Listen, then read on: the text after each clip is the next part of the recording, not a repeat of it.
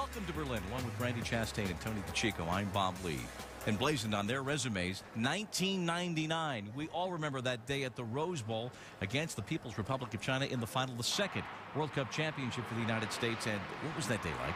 Amazing, intense, exciting, hot. I had a great view of the game. And technically, there's Christine Lilly on the back line with the save. And by the time we got to the penalty kick shootout, Brianna Scurry steps up when needed. Look at her pump her fist. She's so intense. I love that. That's one of my favorite parts of the World Cup right there. Great save. And you switched feet here. I had to. Coach wouldn't let me take it. He was a little nervous. Well, you took it well. That was important. When you play in front of 90,000 plus on a day with the temperature, I can only imagine how hot it was on the floor that particular day. What do you must call on most there? Is it mental or physical? I think it's a balance of both. You know, you have to go out there and you give your whole physical self. But by the end of that game, I think we were all having these internal conversations just to keep calm, to keep the ball, not to make any mistakes. Well, first of all, there was two champions on that field because China was fantastic.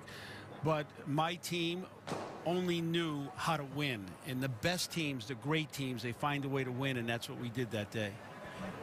Does the current U.S. team, what must they exhibit that your team had in 1999, perhaps yet to show as they move into 2011 here? I think the most important thing for a team to win a World Cup is togetherness. You have to believe in each other. You have to trust. You have to know implicitly that when you do something, your teammate is going to be right there with you.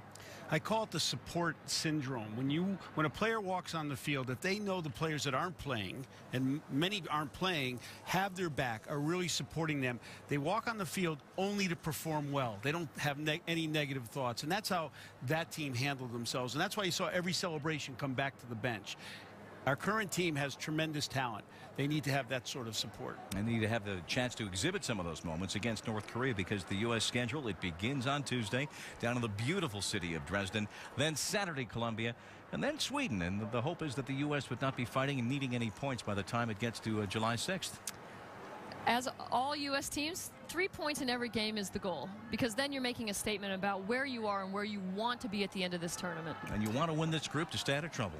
You want to stay out of trouble, but you want to take one game at a time, and North Korea isn't going to be easy. They're young.